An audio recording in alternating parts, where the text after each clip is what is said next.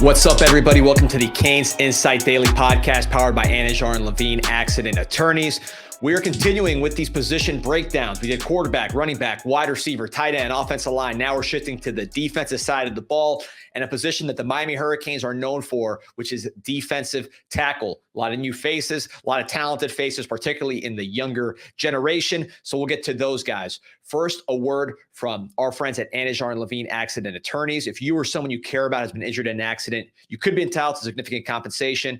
1-800-747-FREE, 1-800-747-3733. Take back control of your life. You're not paying a dime until you get paid. That's when they get paid. So Anijar and Levine Accident Attorneys. Pete, hop in. Defensive tackle. This is a position that kind of separates the haves from the have-nots. I know you, with your experience in the NFL, you know that to be true. The SEC just seems to have a different level of defensive tackle.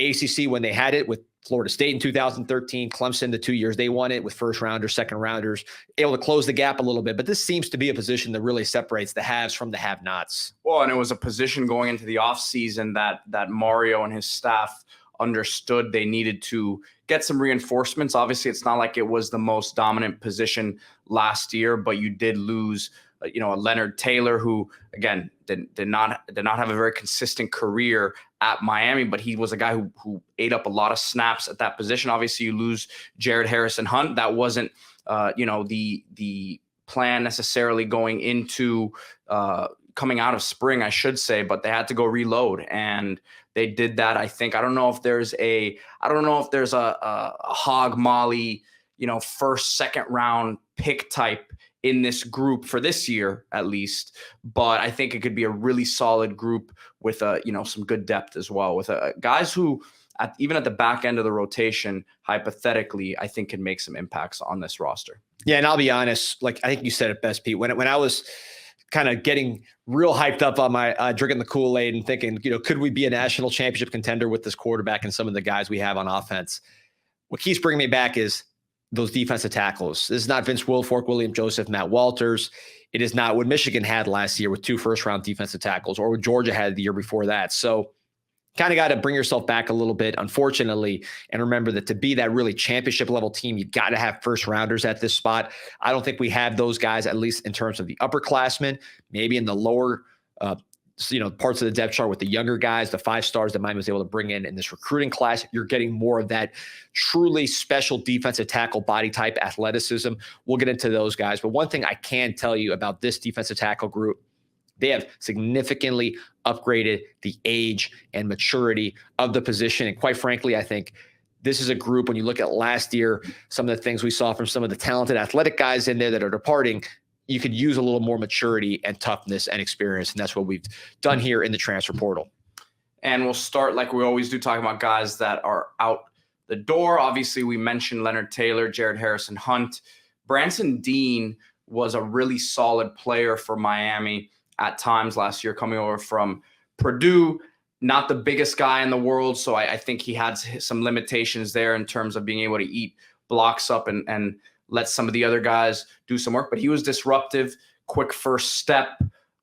So that is a guy they're definitely going to have to replace there, but I don't think he's irreplaceable. No, and really, when you look at these names, the size was not much. You're not bringing a ton of size. I think, that's probably a weakness of the team still, but it's not like you lost a lot of size. Branson Dean, good player, undersized. Leonard Taylor, major underachiever. Jared Harrison-Hunt, talented player, undersized, up and down as well. Thomas Score, extremely undersized. So even though you're not really bringing in huge war daddies, at least from the upperclassmen ranks, you're probably going to get a little bigger with some of the guys we're going to talk about, and you're definitely not, losing a lot of big-time players from a size standpoint. I think from a maturity standpoint, some guys that maybe didn't set the tone you wanted, particularly, from the higher rated players in that group.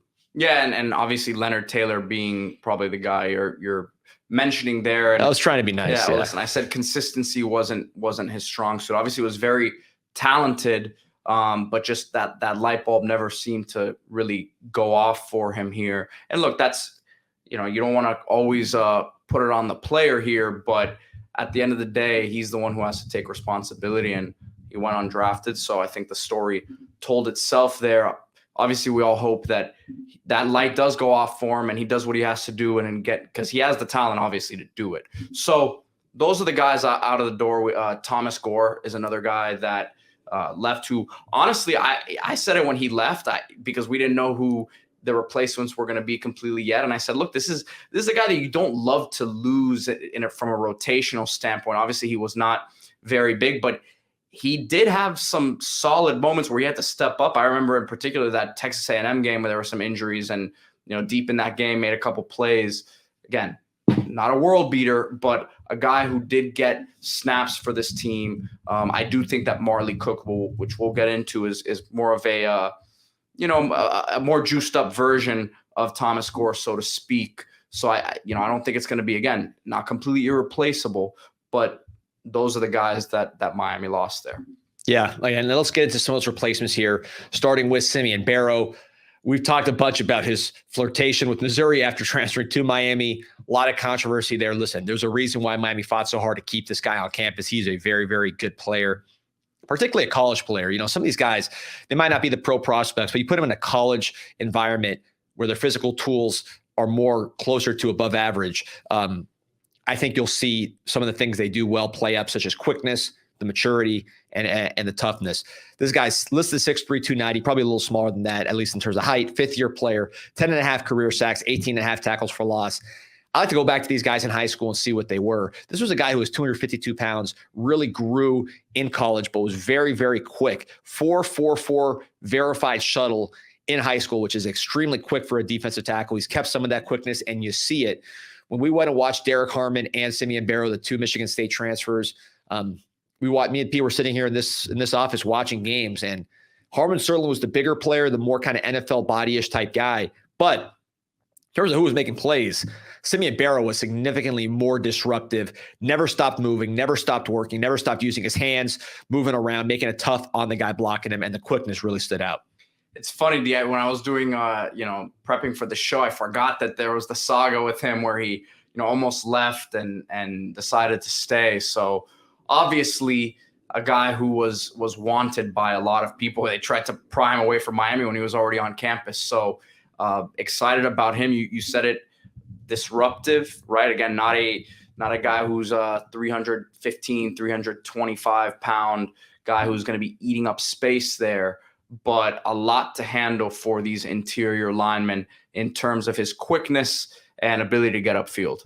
Yeah, and that's a fifth-year player, Simeon Barrow. Now we're getting even older with C.J. Clark from the class of 2019. So a sixth-year player being added to the room from NC State. 6'3", 305 pounds, 73 tackles, 7.5 tackles for loss, 4 sacks.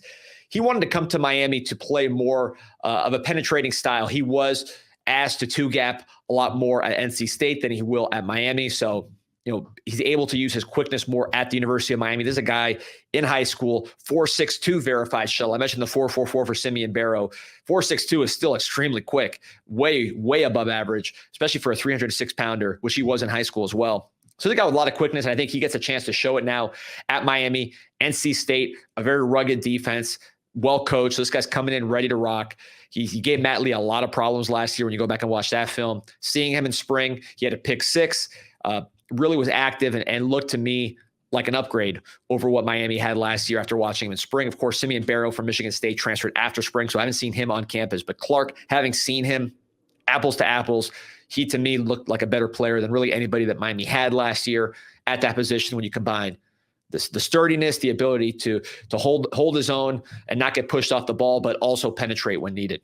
Well, and he's a guy who I think has more in the tank than he's shown. He's shown some good stuff, D, but has had some injury issues that he dealt with earlier in his career at NC State, right? That probably stunted his development a little bit, but experienced and, again, kind of in a similar mold, hypothetically, because, again, he was playing a different role at NC State, but to Barrow, where the penetration ability and the disruptive ability, getting upfield, right? And a lot of times with these interior defensive linemen, it's not about even getting the sack, but it's breaking that pocket down and forcing the quarterback to, get rid of the football earlier than they would like to, even if they're not making the sack. So yeah. I think he could be that. Yeah, no doubt about it. Someone who did that a lot against the University of Miami is Marley Cook. Middle Tennessee transfer, listed at 6'1", 284, 284, I believe. He's probably a little shorter than that. But this is one of the strongest players in the weight room. I mean, what was his squat, Pete? Do you remember? It was 705. 705 on the squat. He was a high school wrestler, very quick and twitchy as well. He's an athletic guy. Go back and watch the film of him against Miami. This is when when Barrow first got here. So the offensive line was not what it is now, but Cook completely dominated, was abusing Ja'Kai Clark and company, just with his explosiveness, with his low center of gravity, with his power, and was able to get a sack, multiple pressures on that day, and has been productive in Middle Tennessee. Obviously, people hear Middle Tennessee. They're not. Listen, I represented a couple guys from Middle Tennessee, and every time I watched their tape, Marley Cook, this was a couple of years ago, would stand. I think he wore number 7 over there. And he was this stout, quick little guy who was really in the backfield. It seemed like every other play. And I would ask my guys about him, and they were like, "Oh, Marley's a dog. Marley's that guy." And obviously Miami wasn't the only school that wanted him. Remember, Ohio State was in on him very early as well. And Coach Salave and Coach JT got that recruiting win there. But I think he's a guy who's kind of going a little bit under the radar. Again, what is he, 5'11", 6 foot? So he's not your prototypical 6'3", 6'4", 300+ pounder in there. But again, replacing a guy like Thomas Gore, who got some snaps for Miami last year, I think that's his natural replacement, right? I think he could be a very, very nice piece for this defensive line. Yeah. The 6-year player. So the age is a theme. We're talking about 2 6-year guys and a 5th-year guy added to this team. If you compare to Thomas Gore, obviously you don't want a team of exceptions, right? He's an exception, Marley Cook, but at least you're replacing another exception with Thomas Gore, and Cook is the better, more talented player than Thomas Gore, who landed at Georgia Tech. So 19 tackles for loss, 10.5 sacks, and somebody who brings unique physical traits with the squat, with the wrestling, things that make you understand why he's able to overcome his size to be an impactful player. Going now to the 4th defensive tackle position, which to me is the story of camp. Who is going to seize this opportunity to be the 4th guy in the rotation? You need at least 4 to really be effective. And of course, injuries happen and everything else. The name that I think had the most juice by the end of camp was Ahmad Moten, defensive tackle out of Cardinal Gibbons. Miami beat Oklahoma for him when Mario Cristobal arrived basically with a couple of weeks left in the recruiting calendar, was able to get Ahmad Moten. Huge get for him, 6'3", 325. His brother, of course, played for the University of Miami under Al Golden. Ahmad Moten was a late bloomer, but really looked good as a senior. Looked like he was very talented with his size and explosiveness. Has shown flashes, hasn't put it all together, but I think a lot of people in the building are excited about what Ahmad Moten could do here as now a 3rd-year player, where he really is, under a lot of pressure to perform. Oh, and to your point right there, DM, I just pulled up a tweet here looking at a picture from that Ahmad Moten posted, and Alonzo Highsmith was the first reply under it saying, "I get a front row seat this season, let's go." And obviously Alonzo's, there with the Patriots now in his scouting and executive role. So you're looking at a guy that you talked about last spring, or not even last spring, last fall practice, as someone who was coming on. Obviously, we didn't see that completely. I believe he had an interception in one of those games. I forget who it was against, but he had an interception. But he brings, I think, something a little bit different in terms of his size, right, than these other guys that we've talked about here. And look, it's almost now or never for him, right? We've talked about him now a couple camps, and he's got an opportunity here as someone who can bring something different to the table. Yeah, you said it, the size. It's interesting. The first 3 guys who are listing as starters, the age stands out, the production stands out, the quickness stands out, the size does not. But they do have physical maturity as 6th, 5th-year players. Flip the coin to some of the younger guys, and they all have the size, they all have the athleticism, they all look exactly how you want it to look. But they are, they do have the quickness that these other guys have, but it's the physical maturity. These guys are young players. They don't have the experience of the other ones. So you're hoping that blend of experience, physical maturity, and then youth and talent really hits at this position, because you have both sides of the coin here. Ideally, you have big athletic guys with experience and physical maturity, but that will come with time. Ahmad Moten's one. The guy that really, I think, has a chance to push him is Josh Horton. This is a former North Carolina commit from the state of Georgia, really exploded as a senior. Not unlike Moten, both those guys really took a big step as seniors and got a lot more attention as seniors. Ended up flipping him from his North Carolina commit. He showed up on campus bigger than I expected. He was big. He was athletic. He looked exactly like what you wanted. And in his pads, he's kind of one of those guys you say, who is this dude? Has had injuries, nothing catastrophic, but just little things repeatedly. Missed spring, which really was an important spring for him. Had a good summer. Now all eyes are on him heading into fall camp as he competes with Moten and others. And I think this is really only his second year, but there is a lot of pressure on Josh Horton to show something because he does have the physical tools, just been lacking the health. Well, and talking about physical tools, this next guy we're going to talk about here, Horton Scott, freshman, 5-star. You talked about it. It's a position where it's very difficult to sometimes be an instant impact player. And I don't know if he's going to be that, but I think based on, I've seen him walking around, looks the part, needs to probably add some of that good weight that will come, that we've talked about with some of these older guys, why they are, so valued in that position. But you talk about someone who has the quickness, the speed. Again, got to put these things all together, but he's got a lot of the tools you look for at that position. No question. There's a reason why he was a top 10 player in the country, 5-star. I saw him in spring, shook his hand. He's got a great team around him, really just smart, motivated people, including a friend of his who was on campus as a student, helped, kind of ease the transition there from Chicago to Miami. But the guy looked the part. He was still in basketball shape when I saw him. So I think part of it is putting the weight on him. There's no question about his size, his ability to put on weight. You've seen him. I think he weighed 310 at the Army game and was very powerful when you watch those highlights and watch the game and watch the practice highlights. But he'll have to put that back on. He's been doing that this summer. Defensive tackle is a tough position to play as a true freshman. I had an old SEC coach tell me that you want guys with mustaches at that position. So I don't know if he's there yet with the mustache, but because he is such a highly ranked player, so physically gifted, he's ahead of the curve in that respect, and he's going to have a chance to compete for the spot. Similarly, another freshman, Artavius Jones, which was a huge, not only commitment, but then Miami keeps his commitment along the way. I know that there were some other schools trying to flip him heavily. He might have a little bit more of that size at this point than Horton Scott does, but excited about what he could bring here. Yeah, so he's probably exactly with the strength aspect. This guy is a power lifter from the Panhandle region in Florida. He was a state champion power lifter, also played basketball, played some offense, similar to Horton Scott in terms of Horton Scott was a great running back in spurts, at that level, even though he's 300-something pounds.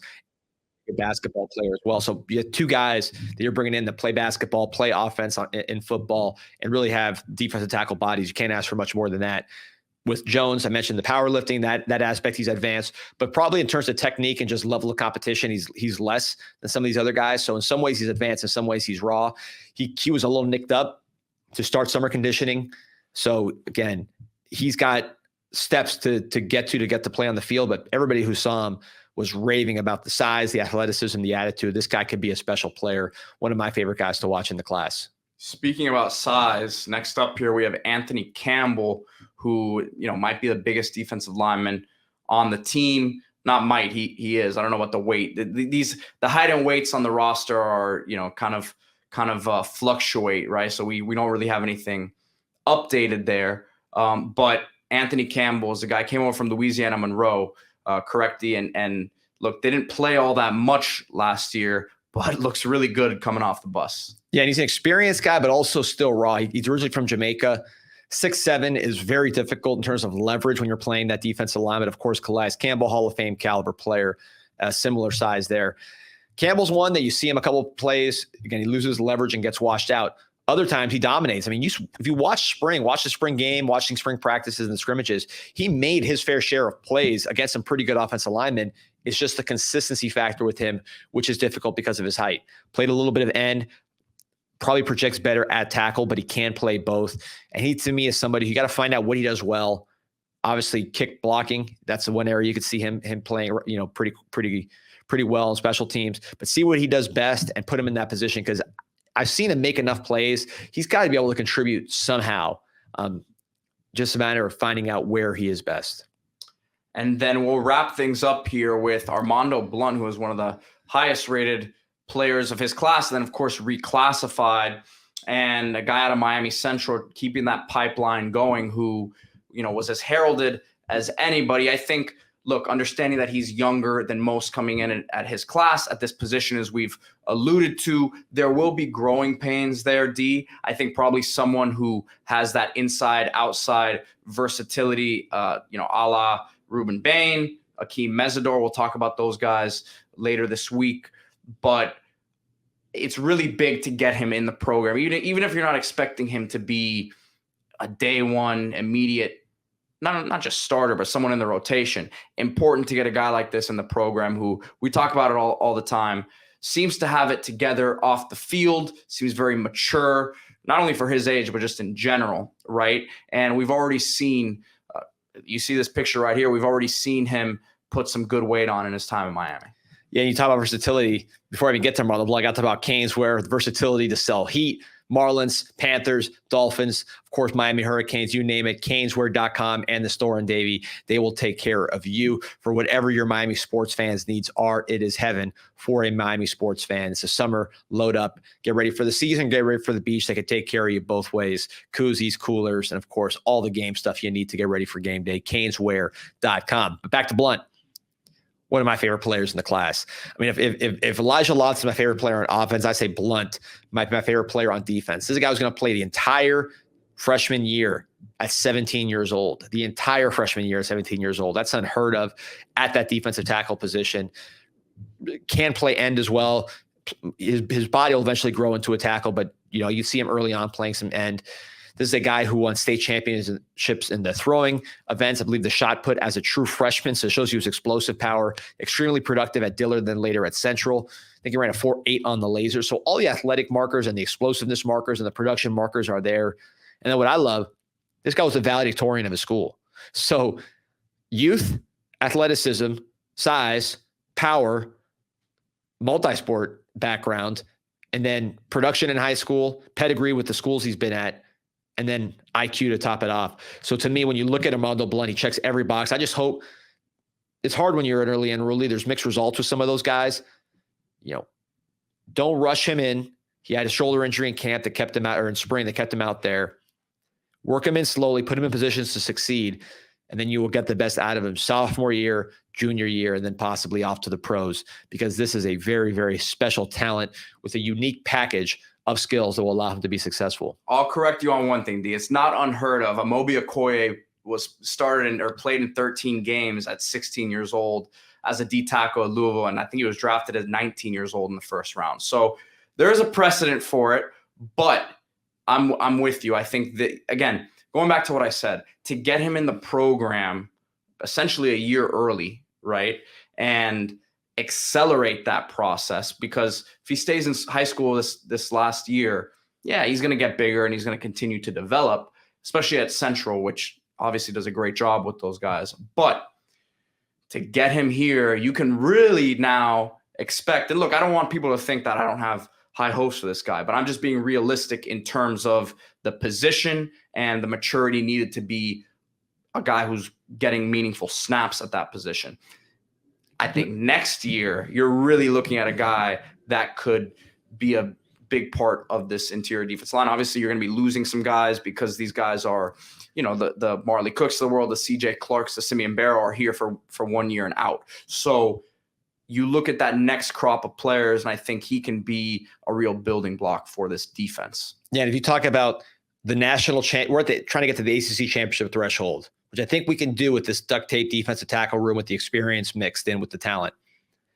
If you want to get to that national championship threshold, you got to see the Motens, the Hortons, the Scotts, the Joneses, the Blunts, guys like that develop who have all the tools and then just need a little bit of age and seasoning. But that's what this season is going to be about, winning games, using those older players, but also bringing along these younger players. Very excited to see this defensive tackle group, one of the probably most important groups in this August camp, and you're going to be seeing Blunt for the first time, Jones for the first time, and Scott for the first time, plus Simeon Barrow for the first time. Will be a really exciting group to watch, and we'll give you the practice updates every single day. Like and subscribe to this podcast. Sign up to the CanesInsight.com forums. 6.9 million posts and counting. They'll be breaking down every single practice. We'll be out there. It's going to be a lot this week. It's going to be a lot of fun. CanesInsight.com and the podcast. Like and subscribe. We're hitting it every day from every angle, including these position previews going all the way through defensive back. So Pete, myself, go Canes. Go Canes.